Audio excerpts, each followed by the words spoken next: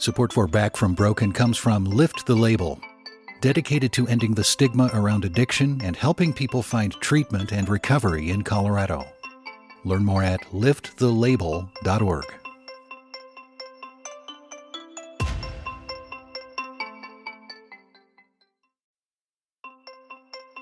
Support for Back from Broken comes from the University of Colorado Anschutz Medical Campus, committed to creating endless possibilities for medical discoveries. Learn more at possibilities-endless.com.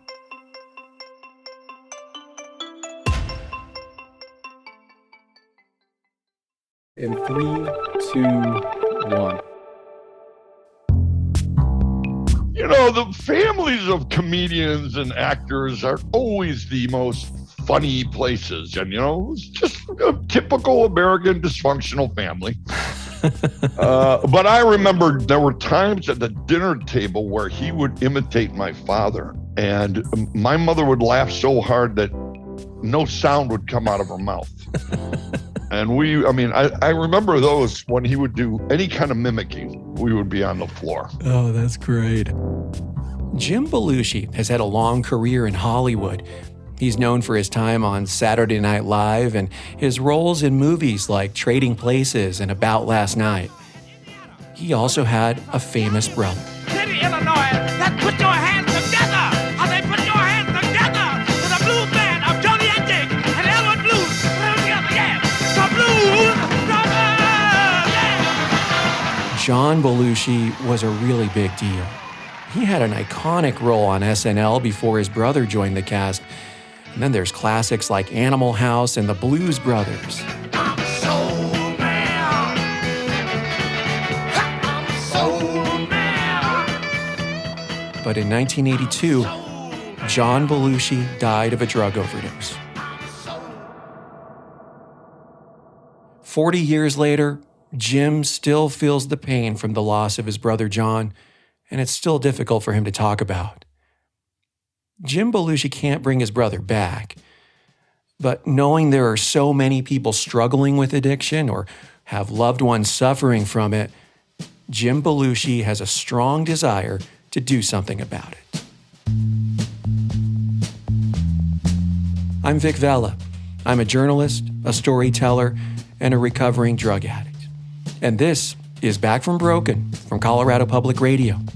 Stories about the highest highs, the darkest moments, and what it takes to make a comeback.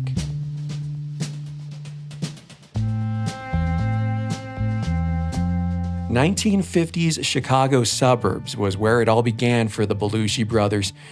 Jim is the third out of 4 kids. You know how large families produce certain family roles, like, the middle kid is the peacemaker and the oldest one is like the responsible one. Did this apply to your family? What was your role? Hell yeah. I bring it down a little bit different. I think the first son is the hero. Mm. The last son is the baby. And the middle son, which is me, is the troublemaker. Because the middle sibling is always kind of lost between those roles and looking for identity. So John was the hero, and he died a hero. Mm. And then I found my role. He kind of left it to me, and that is to be the hero of the family. And it was a role that I wasn't trained for. And then Billy is still the baby. I mean, he's a bit of a brat. John Belushi was indeed a hero to Jim, so it felt natural for him to follow in his older brother's footsteps, though it took him a little while to get there. When he was 16, Jim impressed his teachers with his talent when he gave an improvised speech in class, but not the way he was expecting.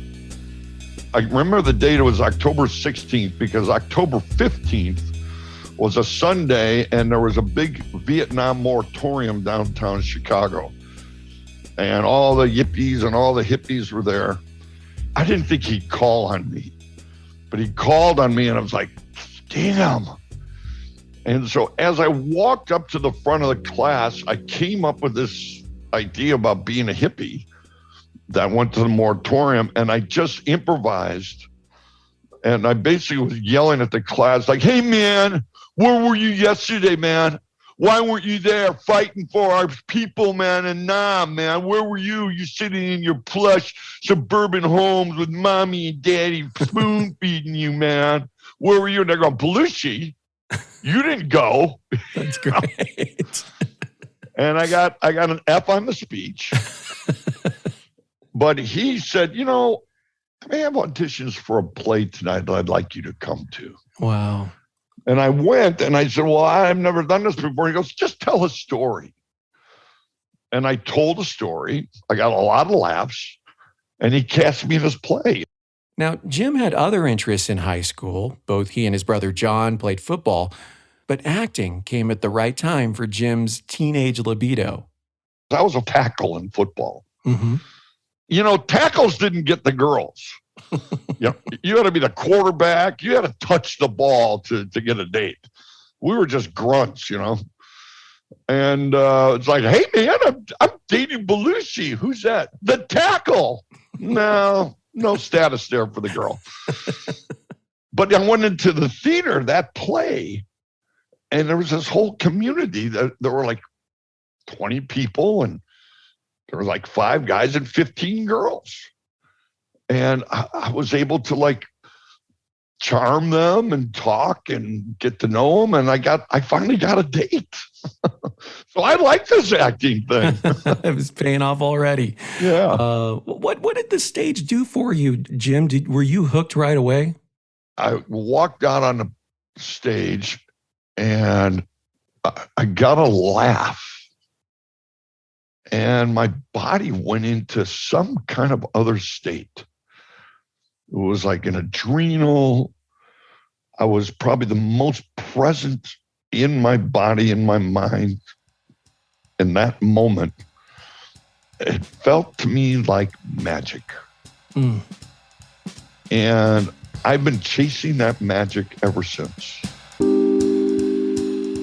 Jim's acting and his gift for comedy led him to a residency at the legendary improvisation group Second City. So now you're getting noticed for doing something that you love. Was John overall supportive of your decision to follow in his footsteps? Funny. I got into Second City, right? I got cast and I called John. And I go, John, I did it. I'm in. And, I was in theater, since I was a freshman. So I did a lot of plays. And I did 40 productions by the time I even got out of junior college. I was a pro almost. Wow. Anyway, so I said, John, he goes, oh, you did, huh? I go, yeah. You sure you want to do that comedy stuff? I said, what do you mean? He goes, well, I thought you were more like a drama guy. I thought you'd be like at the Goodman Theater or something. Drama. I go, no, I can do drama. I can do comedy. I can do it all. You sure you want to do that? I go, yeah, I've been wanting to do this forever. Okay. Yeah. So I don't know how he felt about it. Well, that's interesting. I mean, so would you say there was a rivalry? On his part. That's funny. And there was nothing to rival. I mean, the guy was just out of this world brilliant, I mean, come on, John, really, please. You had your first taste of fame with, there's the TV sitcom Who's Watching the Kids, right? Oh my God. And you know the answer, right? Nobody.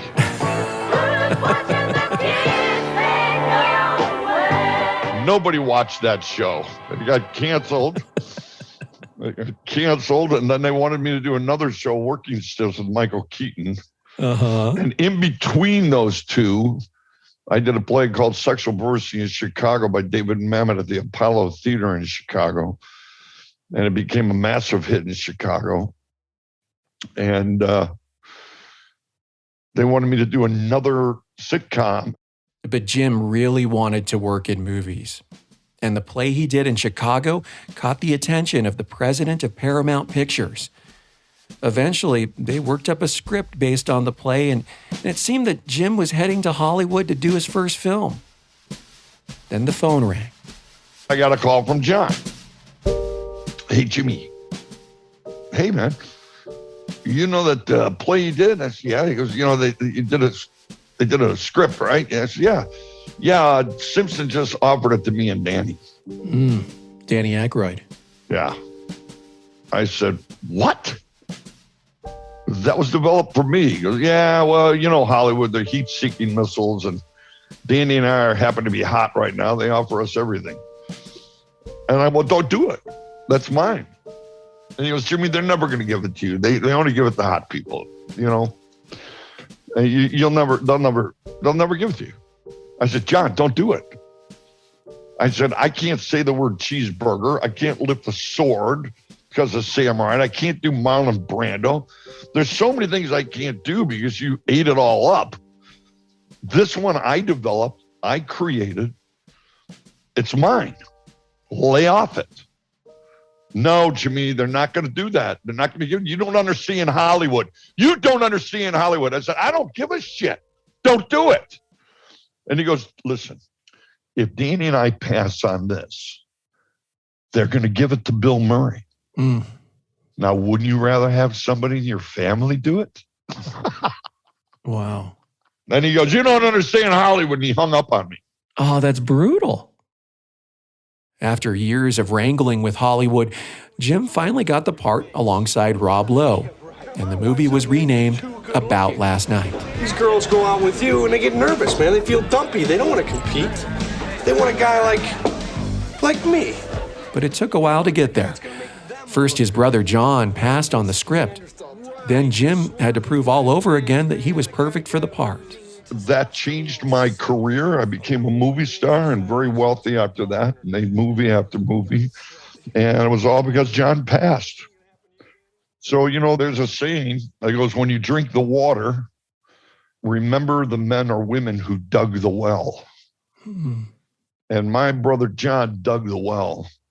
And I've been drinking the water ever since. And he was my mentor. I was a fan. And he happened to be my brother. That whole time he was looking out for you. I mean, yeah. I mean, it was rough at first to say, oh, I'm doing the movie, but it wasn't rough for me. I was like pissed off. I wasn't hemming and hawing like, oh, I'm scared to hurt your feelings. No, John, no. By the late 1970s, John Belushi was a big deal. In 1978, John was propelled to stardom for his role in National Lampoon's Animal House. Both Animal House and the Blues Brothers were deemed by the Library of Congress to be culturally significant movies and were selected for preservation in the National Film Registry. Over? Did you say over? Nothing is over until we decide it is. Was it over when the Germans bombed Pearl Harbor? Hell no! German? Forget it, he's rolling. It ain't over now. It's just that he would do anything to make the scene work. You couldn't take your eyes off this guy. How do I describe it for people? I'd say just go watch the clips on YouTube. Oh, we're afraid to go with you, Pluto. We might get in trouble. Well, just kiss my ass from now on! Well, I mean, larger than life doesn't even do it justice. No, he was just he was a star, man. He's a real star. But the days were getting dark for Jim's brother. John's drug use was getting out of control. He partied hard in Chicago during production of the Blues Brothers, leading to significant costs and delays. John Belushi's incredible once-in-a-generation talent was being overshadowed by stories of drug use in the press. In the early months of 1982, John Belushi checked into the Chateau Marmont Hotel in Los Angeles. On March 5th of that year, he was found dead in his room, following an overdose of cocaine and heroin. While Jim Belushi is a candid person who wears his emotions on his sleeve, there are some things in life that are just too painful. When I talked about John's death, the barriers came up. Oh, I don't want to go there with you, man. Yeah? Okay. We don't have to. Jim, like a lot of people who lose loved ones to addiction, struggles to talk about certain things. It was an accidental overdose. It wasn't like John didn't mean it to happen. It just fucking happened. I mean, I look at him like a shooting star, I saw one last night. I was sitting in my hot tub and it was beautiful out here in Oregon. And I looked up and I saw a shooting star. And when you see a shooting star, you go, oh, and then it's gone. And you make a wish on it, like magic, right? Magic. And I look at John as that shooting star. It was just here for a while and you couldn't take your eyes off it. And it was magic, and it changed the way you felt inside your body when he made you laugh. You never forget the laughs that John gave. The trauma of John's death led Jim on a journey. He always believed that his brother's drug use was not a lifestyle choice, but a symptom of a larger issue, and that he took drugs to quiet his mind. More on that after the break.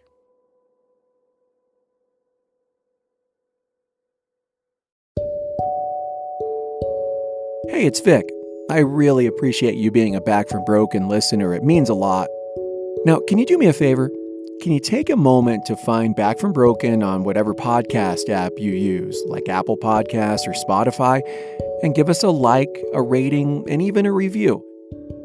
If you think what we're doing matters, if you think it's important to talk about recovery with compassion and hope, all you got to do to help spread the word is like, rate, or review this podcast. It really does help other people find Back from Broken.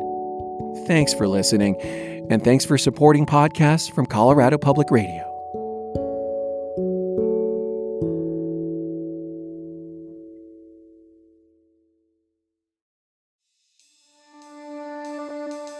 There are moments in life when you look back and suddenly you discover new meaning to an old memory. For Jim Belushi, there's something he's never been able to shake about his brother's high school football days. I really felt he was a star middle linebacker, 5'7" middle linebacker.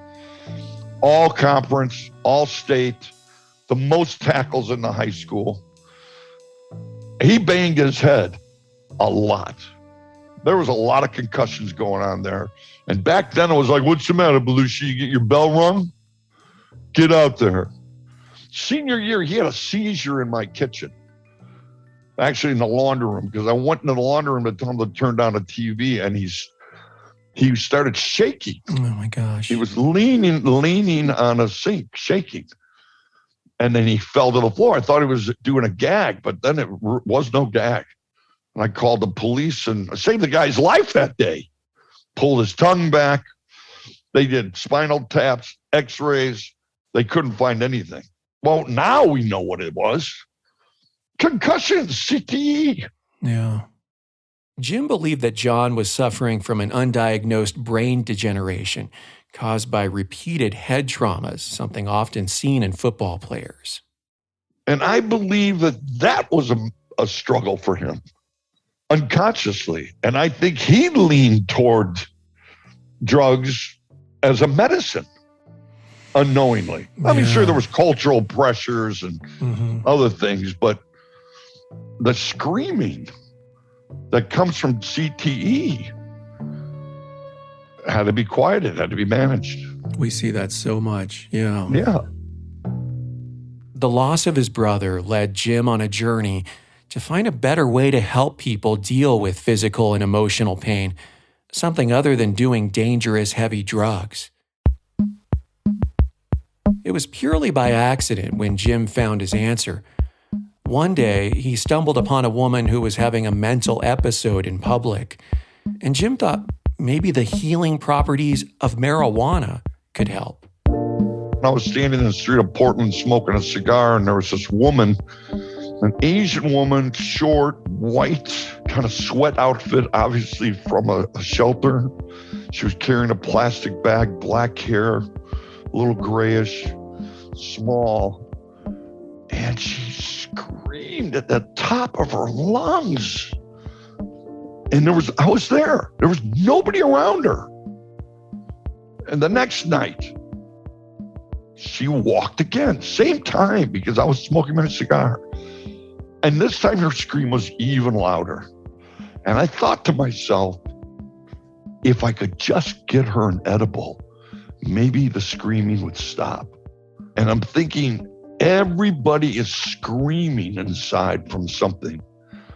Most of us, or most of them, I can't include me, most people have management skills that they have acquired to suppress that screaming, put it in another place in their body, but they manage and get through the day and manage to work within society and the community. Some of us don't have those management skills and we act out. One of the ways we act out is drug use, trying to acquire that screaming. Yeah. And it all comes from some trauma somewhere along the line. Yeah, the drug use is just the symptom. Yeah.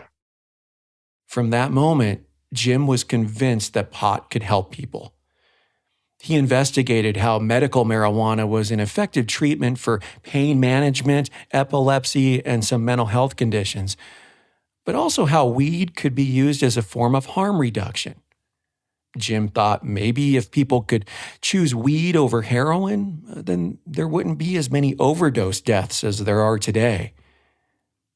It also made him wonder if cannabis could have helped John's pain. And all I'm saying is cannabis, gentle, my opinion, doesn't hurt your liver. It does things to your body.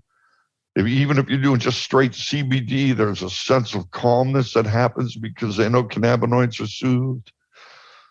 I believe in California sober, by the way. Mm-hmm. I believe getting out off of alcohol and pills and drugs is a must.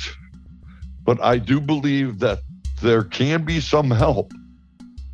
So let's talk about this idea of switching to marijuana as a way of getting off booze or harder drugs. You know, this idea of so-called California sober. It's controversial in recovery circles, there's no doubt about it, this replacing one drug with another. And I want to be clear, I'm not advocating that marijuana should be used in place of a harder drug, nor am I shaking my finger at anyone who does it. You see, I've seen some people use pot occasionally to wean themselves off hard drugs and are living better lives just smoking pot on occasion, and that's great.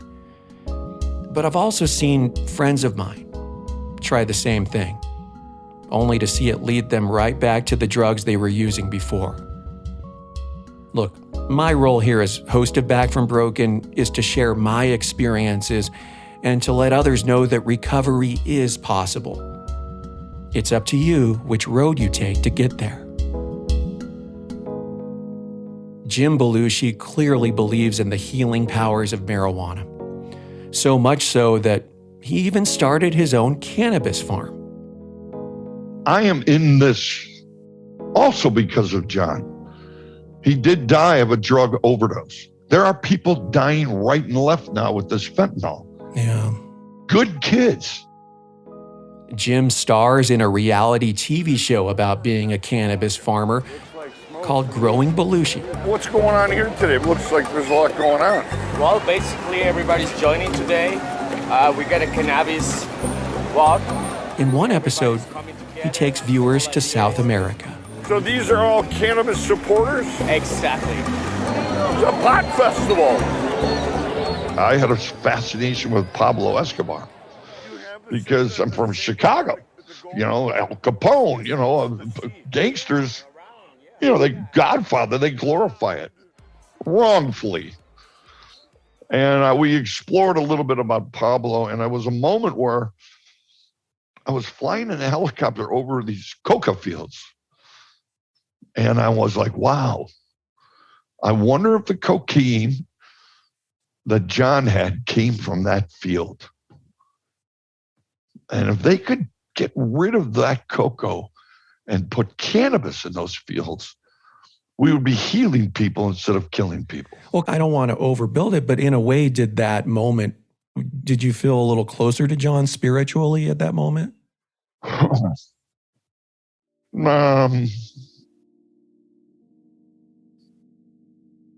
don't know how to answer that question. Yeah, that's okay. You either do or don't. Yeah, that's okay. Yeah, I don't quite understand that. You're in a unique position to maybe shed some advice or share your perspective around grief and loss. Oh man, it's the goddamn worst. Yeah. Oh man, I just went through it. I mean, I went through it again. It doesn't get any better. You know, we just got divorced last year. And, yeah, I heard about that. And that's the collapse of family. And the collapse of family is just traumatic, and it's a huge thing of loss. And there was a grieving period for me that I actually stopped drinking. I stopped using even cannabis to medicate. I got to go through this wholly. And I hit bottom, man. I was licking the ground with my tongue, emotionally and spiritually. After all the work I've done. And what I learned from it was every day circumstances change. Just hold on. Hold on. You know, there's all kinds of thoughts that go through your mind. And so don't confuse depression with grief. Grief passes. And you just got to sit in it.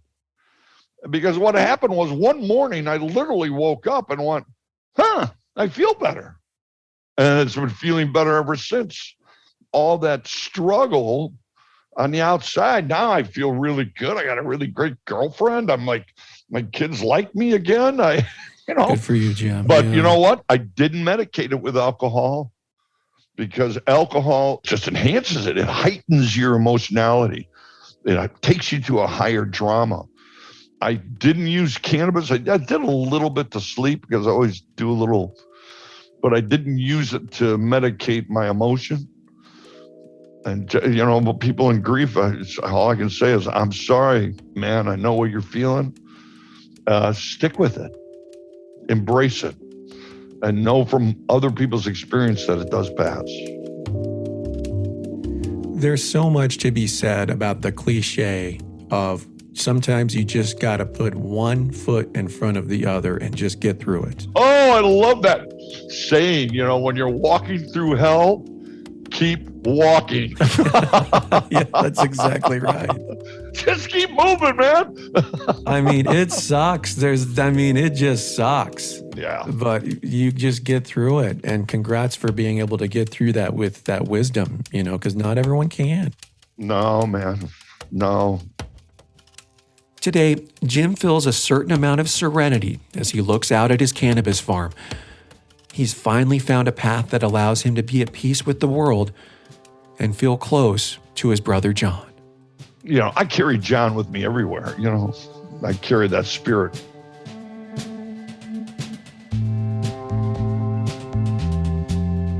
Back from Broken is a show about how we're all broken sometimes and how we need help from time to time.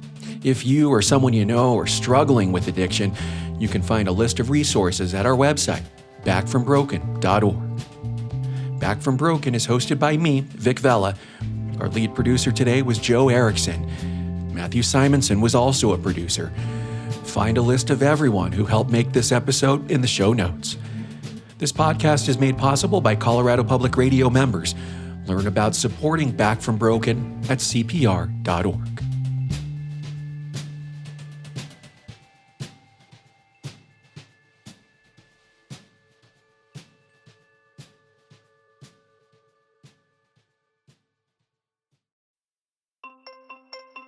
Support for Back from Broken comes from the University of Colorado Anschutz Medical Campus, committed to creating endless possibilities for medical discoveries. Learn more at possibilities-endless.com.